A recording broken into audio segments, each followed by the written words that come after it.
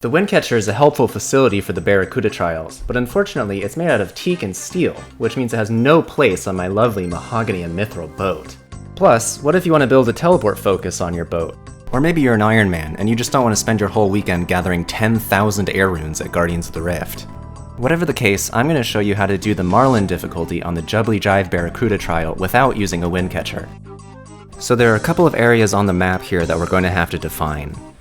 First of all, I'm going to start calling this the roundabout, and we're going to be moving clockwise through it on the second lap.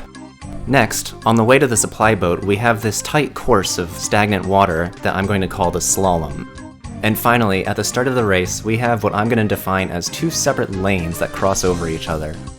We also have the diseased coral here, which is part of sea charting, and I'm going to call this little section of the slalom the pocket.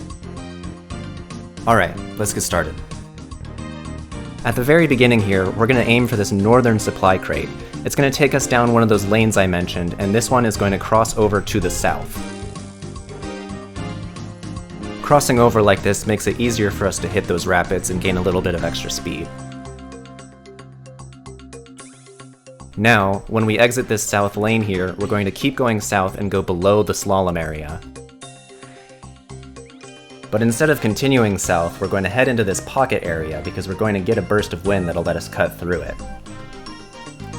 So here's the wind, and don't use it yet, wait until you're right up against the fetid water, and then you can skip right through like this, and that'll get us that supply crate by the yellow outcrop.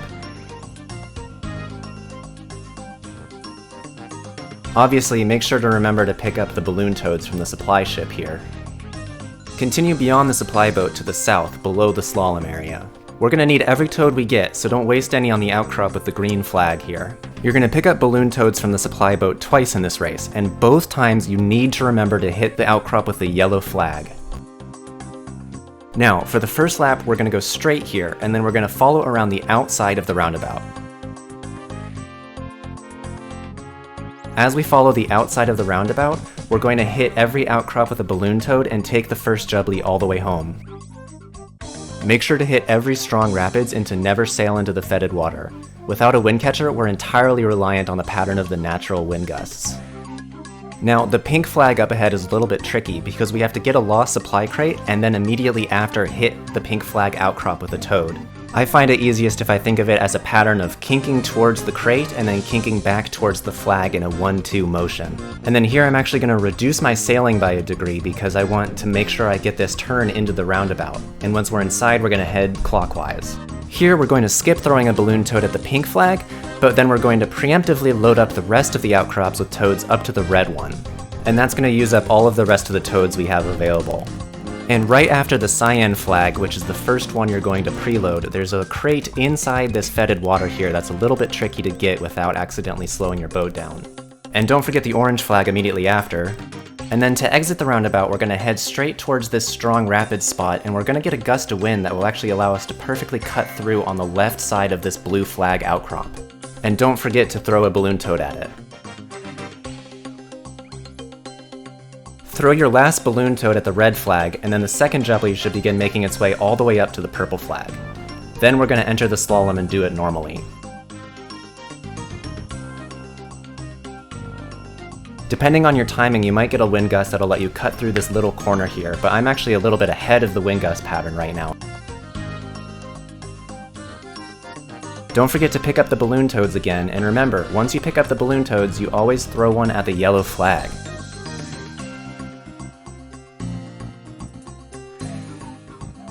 Don't mistake that sealed crate for one of the lost supply crates. Now, for lap 2, after the bottom of the slalom, we're going to turn right and head on the very far outside of the course and gather all of these supply crates.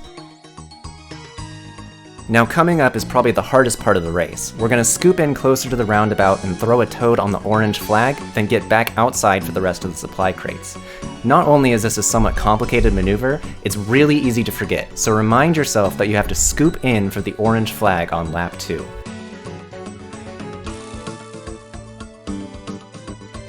Up ahead, one of the lost supply crates is surrounded by stagnant water, but don't worry because we've timed it so that we're going to get a natural gust of wind at just the right moment to keep our speed. So if you get the gust a little early, just hold on to it for as long as you can until you're entering the fetid water. Then this part's also a little bit tricky. You want to make sure you get the toads on the white flag and pink flag so the second Jubbly can make it all the way home, and then you're going to swing in towards that south supply crate and follow that other crossed lane.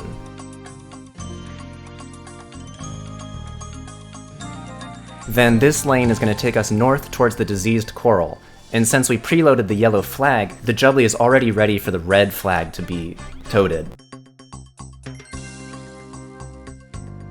So we're going to go around this diseased coral hairpin, if you will, and hit the red flag with a toad.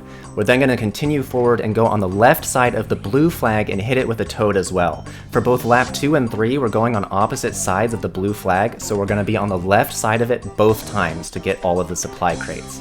And now you can see this third Jubbly is all the way ready for the cyan flag because we loaded the orange one on lap 2. And we're going to have to get the 2 crates in the middle of the roundabout, so we're going to smash our boat into the fetid waters here. And I'm actually a little bit ahead of the wind gust pattern, so I'm going to be stuck here for a little bit. But we're eventually going to get this wind gust to get us out of here, and we're heading straight for the cyan flag. And now you can see we've collected all of the lost supply crates already, so we just need to bring the third Jubbly home by toting up the purple and white flags. And just like that, we've completed the Marlin difficulty of the Jubbly Jive Barracuda trial. And even though I got stuck in the middle of the roundabout, I still have plenty of time to spare.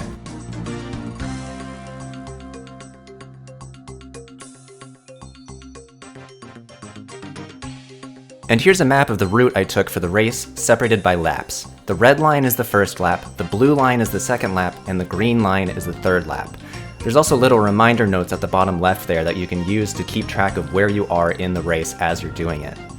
Feel free to pause and screenshot it or whatever else you need to do, and I'm also going to break it down by each lap in a second here. But to explain a little bit, the dotted lines represent you launching a balloon toad at one of the outcrops, and the number is counting how many toads you've thrown each lap. For example, the blue number 1 at the cyan flag means your first toad on your second lap, because blue is the second lap, is thrown to the cyan flag. Then the second toad on the second lap is thrown to the orange flag, and so on. The little whirlwind symbols show you when you need to use a natural wind gust to skip through some fetid waters, so make sure not to waste them before you use them in the right spot. Other than those, feel free to use those wind gusts whenever you get them. Alright, and here's the first lap, where we start on the northern of the 2 lost supply crates at the beginning, then cross down to the south lane, through the pocket in the slalom, and then around and on the outside of the roundabout. Since the first Jubbly spawns at the blue flag, we only need to hit the orange, teal, and purple and white flags. But we also load up the yellow flag preemptively for the second Jubbly on this first lap. Lap 2 starts with a tight turn into the roundabout. If the first Jubbly is feeling a little slow, it might still be at the purple flag, or it might not have even made it there yet and the balloon toad will still be on it. So we're going to skip over the purple flag, but we will load up the rest of the outcrops with toads as we move clockwise through the roundabout. Starting with the cyan flag, we're going to load up each outcrop up to the red flag and then go through the whole slalom to get more balloon toads. Then, we're going to go on the far outside of the course all the way at the south, and don't forget that scoop inwards to the orange flag as we do that. Then we'll hit the purple and white flags with more toads to bring the second Jubbly in at the end of the lap. And finally, lap 3 is a good bit shorter. We have all the remaining toads we need already, so we're just going to aim for the south supply crate at the start and follow that lane as it crosses over to the north. Then we'll do the turnaround at the diseased coral hairpin turn and head into the roundabout, hitting the red and blue flags on the way. In the roundabout, we're going to skip right through the middle to get the supply crates in there and aim for the cyan flag, which is where the last Jubbly will be waiting. Then we can just bring it home.